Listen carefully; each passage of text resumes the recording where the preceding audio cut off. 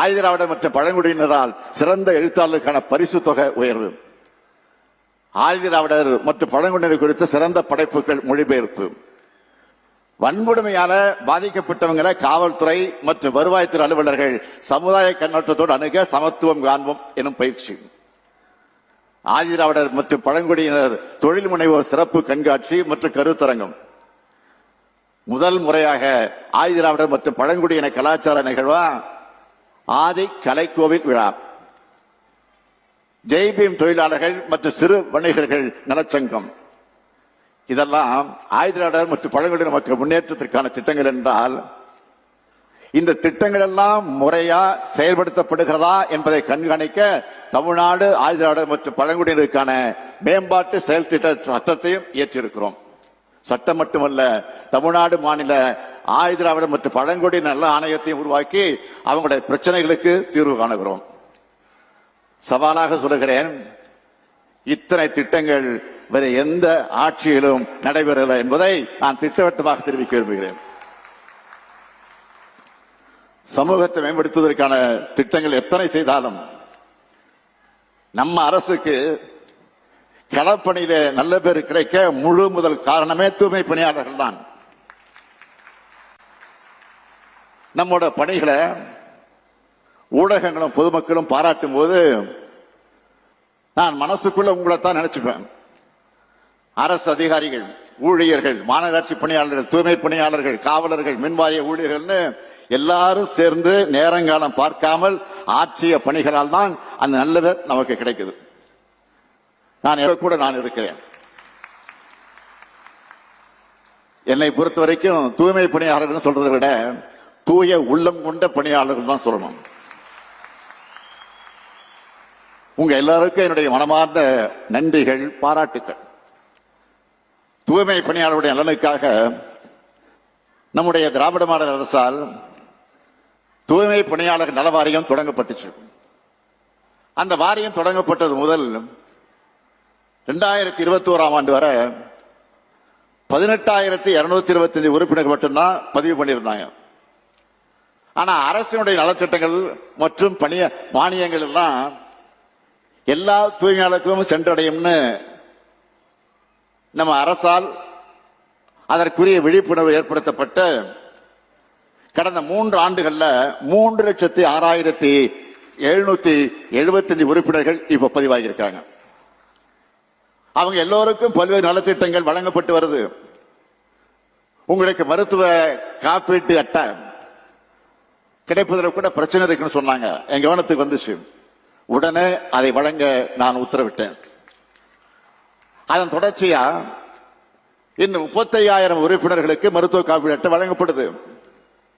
அது மட்டுமல்ல, தமிழ்நாடு தூய்மை பணியாளர்கள் நல வாரியத்தில் பதிவு பண்ணி இருக்கக்கூடிய உறுப்பினர்களுக்கு தமிழ்நாடு நகர்ப்புற வாழ்விட மேம்பாட்டு வாரியம் மூலமா அடுக்குமாடி குடியிருப்புகள்ல 90% அரசு மானியத்தோட 1000 வீடுகள் பல்வேறு மாவட்டங்கள்ல வழங்கப்பட்டிருக்கு.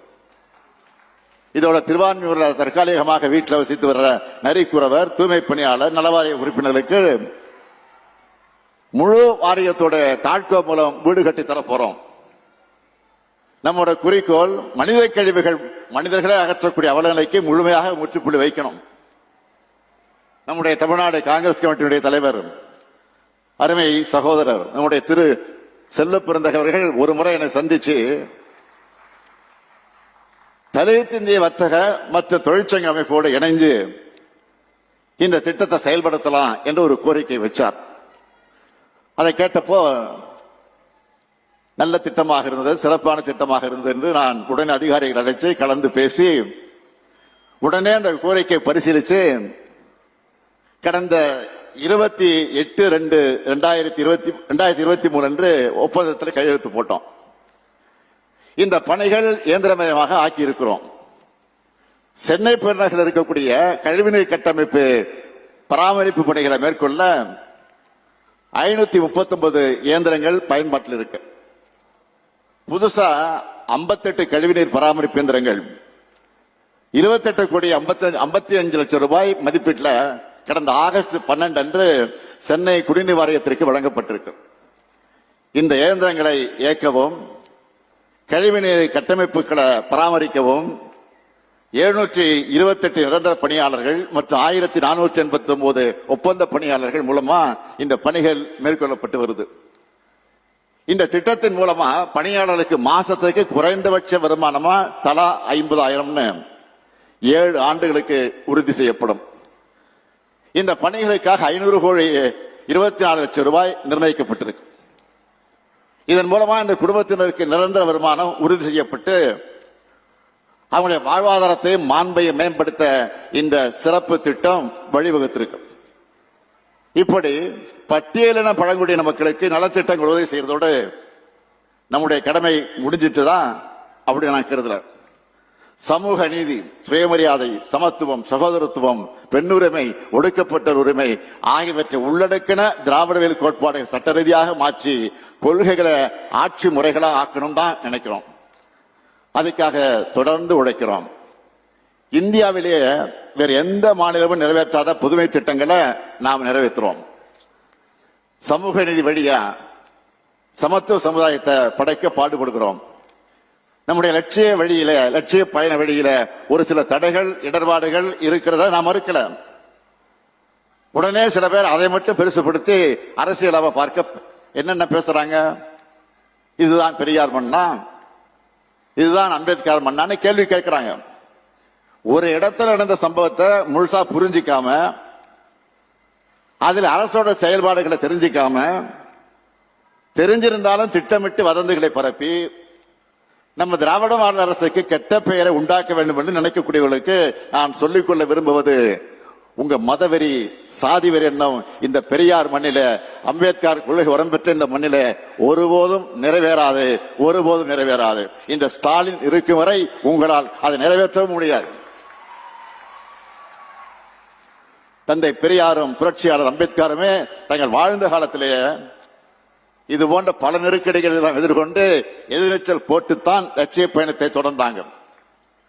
அவங்களுடைய கொள்கை வழி நடக்கக்கூடிய நம்முடைய அரசும் சமூகத்தில் நிலவக்கூடிய இடர்பாடுகளை நீக்கி சமூகத்தை பிளவுபடுத்தும் சக்திகளை மக்களிடம் அம்பலப்படுத்தி சமூக நீதி கொள்கை நிலைநாட்டி சமத்துவ சமுதாயத்தை உருவாக்கியே தீருவோம். இதுதான் தந்தை பெரியார் மீதும் புரட்சியாளர் அம்பேத்கர் மீதும் நாங்கள் எடுக்கக்கூடிய உறுதிமொழி. ஆதிதிராவிட பழங்குடியின விழிப்புணர்வு கூட்டத்தில் உரையாற்றின நான் 5 இலக்குகளை குறிப்பிட்டேன். முதல் இலக்கு கல்வி, வேலை வாய்ப்பில் அவங்களுக்கு உரிய இடங்கள் பெறணும். 2வது இலக்கு சமூக அமைப்பில் அவங்க எந்த சூழலையும் புறக்கணிக்கப்படக்கூடாது. 3வது இலக்கு எக்காரணம் கொண்டும் சாதியின் பெயரால தடுக்கப்படக்கூடாது. 4வது இலக்கு அரசியல், பொருளாதாரம், கல்வி ஆகிய அனைத்து மட்டத்திலையும் அவங்க வளர்ச்சி உறுதி செய்யப்படணும். 5வது இலக்கு எல்லாருக்கும் எல்லாம் கிடைக்கணும். இந்த சிந்தனை கொண்ட அரசாகத்தான் திராவிட முன்னேற்ற கழக அரசு தொடர்ந்து செயல்படுது, இனியும் செயல்படும் என அண்ணல் அம்பேத்கருடைய நினைவு நாளில் உறுதி கூறி நிறைவு செய்கிறேன். நன்றி, வணக்கம்.